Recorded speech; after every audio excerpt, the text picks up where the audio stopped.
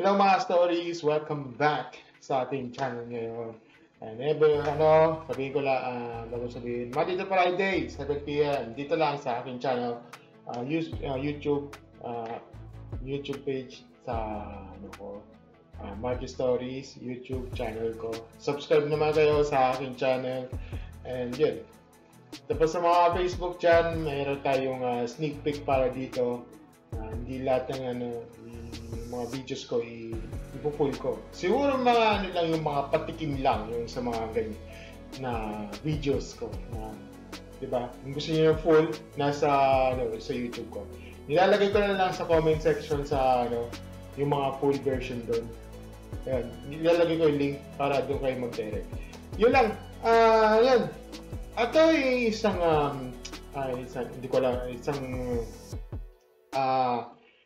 isa siyang isang IT guru na sinasabi natin na siya si John Technology. Shout out sa iyo, John Technology. Mag-react tayo tungkol sa kanya kasi sabi niya na only installs na default na Windows Defender. Pero parang natin ito para magiging tayo. At mag-react tayo tungkol dyan. Okay. Para sa akin talaga, wag na kayong maglagay ng isang third-party antivirus para sa mga Windows nyo dahil meron na tayong Windows Security. Gaya nito mga idol, for example lang, meron tayong naka-install dito na third-party antivirus na Avera Security, which is hindi mo na talaga kailangan dahil meron naman tayong default antivirus na Windows Security and napaka-powerful na po niyan. And ang maganda pa is libre po yan, wala siyang monthly subscription na galing mismo sa Windows mo. Ang mangyayari po kasi niyan kapag meron kang ibang naka-install na antivirus is kakain po yan ng memory at mismong naglalag po yung PC mo and yung internet connection rin. Especially kung expired na rin yung subscription ng antivirus. Now, ang gagawin mo, uninstall mo na lang, punta ka ng control panel, then select mo yung uninstall a program, then hanapin mo yung mismong antivirus. Then right click mo, then select mo uninstall. And that's it. Okay. That's it. Okay. Alright, that's it na. Pero, okay naman na sinabi mo. Nice. Ganda naman. Well, sabi mo kasi na talagang uninstall mo yung mga third party. Yeah, oo. That's gamitin mo yung default. Pero I beg to disagree with that. Pero hindi lahat hindi lahat yung mga default antivirus such as yung Windows Security is safe tayo. Okay? Hindi ko siya sinisiraan dito. Ang sinasabi ko lang dito, medyo may pabor ako dun sa part na yun. Pero may part na hindi ako pabor dun. Okay? Kaya nga meron tayong mga commercials. Nandito ako naman. Kung kung gusto mo kasi ng extra protection, lalo na sa mga ngayon. Lalo na ngayon na hindi tayo aware sa mga pinipindot natin. For example, ito yung mga pinipindot natin yung mga banking accounts na hindi natin alam. Minsan dumadaan sa mga ganyan katulad niyan yung parang minsan nare-receive natin, hindi natin alam paano minsan napipindot natin na hindi natin alam na na-hack tayo. Hindi yung antivirus niya lang yan may anti-phishing pero may basic lang yun Ang tinutukoy ko lang dito is advanced naman, di ba? Yung advanced medyo nag-i-evolve kasi yung mga hacking ngayon, di ba? Yung ang ko kasi dito is yung magiging wise style para dyan. Kung kung gusto nyo malaman kung ano yung tinutukoy ko, bakit tayo magiging wise tayo dito para dyan. Kaya yung gusto natin, bakit gusto natin magkaroon ng antivirus para dyan. Kasi not all this basic is not safe. Are safe pala. Ay, safe. Ito, comparison natin to. Tungkol ito sa ChatGPT, anong pinagkaiba between the Microsoft Defender antivirus sa mga commercial. So, according dito sa ChatGPT, tinanong ko sa kanya, anong difference yun? What is the difference between Windows Defender versus commercial antivirus? Ang sinabi niya dito is Windows Defender, now called Microsoft Defender Antivirus, and commercial antivirus solutions have several key differences in terms of features, security, and performance. Here's a comparison. Ito, number 1, basic protection. Yung sa Windows Defender naman kasi offers real-time protection, cloud-based threat detection, firewall and network protection, and ransomware protection. It builds into Windows and provides solid basic security. Yes, oo. Ayan, tama nga naman yung sinabi mo kanina, di ba, na talagang meron na tayong may free naman yan. Real-time protection, Pero yung commercial antivirus naman kasi more on advanced protection including AI-based detection. Di ba? AI-based detection, heuristic analysis and sandboxing for detecting unknown threats. Saba, di lahat, di ba? Yun nga yung yung parang magiging safe tayo dito. Ito, number 2, malware and threat detection.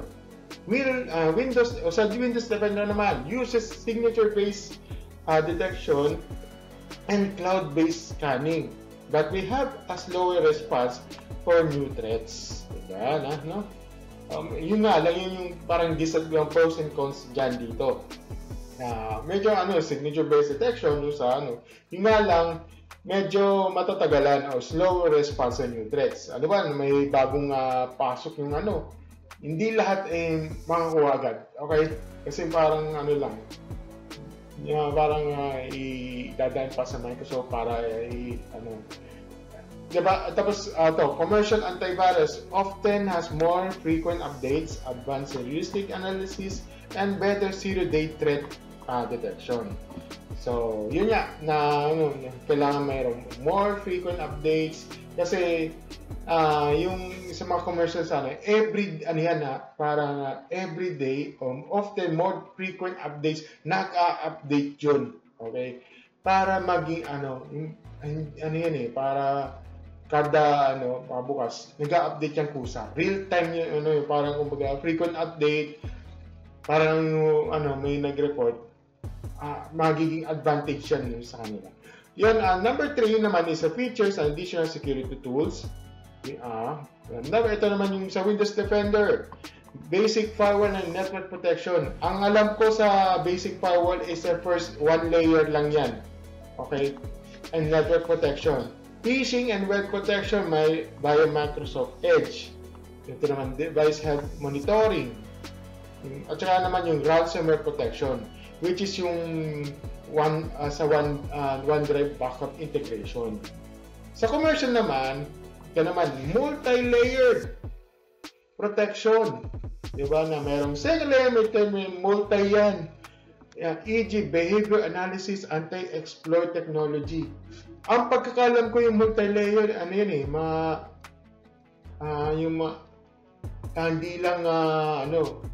hindi lang sa Microsoft, sa Microsoft Edge, pati sa Google Chrome. Google Chrome, Opera, ganun. Meron tayong parang time protection para doon. Hindi lang Edge lang kasi sa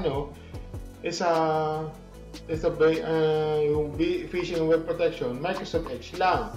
Ito naman multi-layered naman to, di ba? Ito naman, pangalawa, VPN, password managers, dark web monitoring, di ba? Yan napapansin mo sa Google.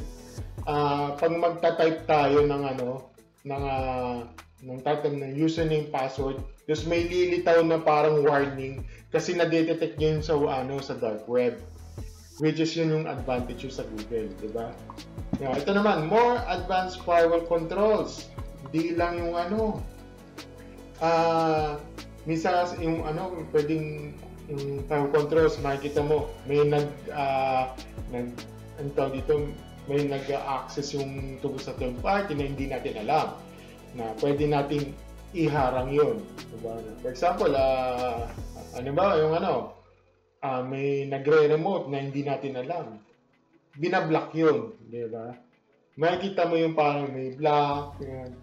Sayang, ilalagay, meron kasi akong may dati kong pinasukan. Meron siyang naka-install yun. Ang daming block. Galing nga may daming block dun, nabablock yung sa mga certain areas like sa Italy, Russia. May napapasukan ko ang balak binablock niya. Galing nga, diba? Yun, tapos tapos yung more advanced protection at saka yung email webcam protection. Yun, email webcam protection. Katulad niyan. Yung madaling makontrolin yung kahit sabihin mo natin nakalagay sa hindi mo ginagamit yung webcam. Pwede kang yun. Pwede kang i-access yun, i-hack yun. Yun yung parang advanced niyan. Yun. Tapos yung last is number 4 pala, system performance and resource usage. Yung Windows Defender may lightweight and well optimized for Windows, minimal impact on performance. Diba? Sa commercial naman can be resource heavy. Yan, tama naman sinabi mo, medyo malag niya o malag naman, mabigat yung sa memory. Tama ka doon. Pero hindi lahat yun. Meron kasi na yung iba, katulad yung Bitdefender, yung Asset, lang siya, lightweight naman yun. Hindi lahat ng mga programs ay mabibigat. Diba? Yun. At saka ito, compatibility and cost. Windows Defender, built and built-in in the Windows, no extra installation needed. Pero sa sa commercial antivirus, may bayad naman siya. Pero different pricing plans and multi-device support. Hindi lang kasi sa Windows yung ang naging protection. Pati yung Mac, pwede Android, pwedeng iOS. Diba? Dapat dito. Kasi meron kasing Android na walang antivirus. Minsan, meron kasing Google, ganun din. Ganun din yung default din. Meron kasi siyang sa Google Play na meron siyang antivirus, kumbaga. Pero hindi lahat. Pero merong kailangan ng meron kasing kailangan antivirus para sa mga other device like such as Android or iOS. Diba? Yun. Ito, suitability. Windows Defender. As sa Windows Defender nga, good and casual users who practice safe browsing and don't need extra security features. Yung mga laro-laro lang, yung mga Facebook lang, ganyan. Yung basic lang, yung mga dito yung pang study lang, yung mga Zoom or mga yun lang, yung parang pang office lang, gano'n na basic office. You should ang Windows Defender is good for you. Okay lang yun. However, sa mga sa mga businesses, advanced users, yung mga high risk na yung mga sensitive information, lalo na sa mga sa mga malalaking bigating banking, yung mga bangko dito, yung mga major bangko, let's say yung mga BPI, BDO, anything kind of mga banks, yung mga major banks, must prepare kasi ng mga commercial antivirus. Kada isa yan, kailangan ng isa-isa yan. Kasi sensitive yun. Lalo na sa mga information na tina-type natin. Kasi kung walang antivirus, medyo may Windows Defender, pero basic lang yun. At madali kasing i-trace yun. Okay? Unlike sa mga commercial antivirus, kailangan din yun sa mga sa mga big businesses, diba? Advanced users, sa mga sensitive. Minsan kasi nilalagay natin sa mga yung mga banking pero wala tayong protection. Lalo na sa mga free wifi. Minsan data lang medyo na yung parang naaalanganin tayo dun. Diba? Yun, masasabi ko. Ulit-ulit hindi ko sinisiraan yung mga basic, yung mga default antivirus. Walang masama doon. Lalo-lalo na sa mga mga light users, sa mga students, basic office, like yun lang yung mga encoding, walang problema yon, di ba? May mga tapos kung yan na yung mga let's say yung mga sensitive information like yung mga credit cards, yung mga pangalan and information sa bawat mga customers, mas prepare yung mga commercials. Kailangan natin ng na mag-invest mga ganito. Kung may kung may malag talaga, you have to choose sa akin, kung itatanong mo sa akin kung ano bang commercial advertiser mo i-prefer mo sa akin. Okay, sa akin naman kasi, ang prefer ko, pagdating sa mga lightweight na software ng mga commercials, katulad ng sinabi niya sa ChatGPT, either Bitdefender, Asset, malware yun, pwede yun. As long as premium. Yun. Kung gusto mo malakihan, let's say, malakihan yung laptop mo, PC mo, or kaya naman yung sa bayan, much prefer na Kaspersky. Mga 16 gigs, 16 gig, 8 gig pataas, 8 gig yung na memory, or 16 gig. Mas prefer ko yung Kaspersky. Yun lang yun. Ganda nyo kasi yung dun Yun. Yan ang masasabi ko. Ang ganda naman dito. Yun lang ko. Sana magiging dito. Kasi hindi lahat ng hindi lahat ng mga antivirus ay safe tayo. Lalo na pag basic lang. Yun lang ang masasabi ko. And thank you sa mga panonood. Sa hope na maging matutunan tayo dito. At saka you have to invest. Go ahead. Mag-invest na. Kung wala invest, you have to stay in the basic. Yun. Okay. Katuloy yan. Gusto mo na lang. Pag wala nang ginagamit o kung hindi mo kaya yung subscription para dyan. Kasi ang dito is maging safe naman tayo sa lahat. Okay? Thank you and yun lang. Thank you and umabot tayo ng 20 minutes para dyan kasi magiging tayo dito. Thank you and see you on the next video. Bye!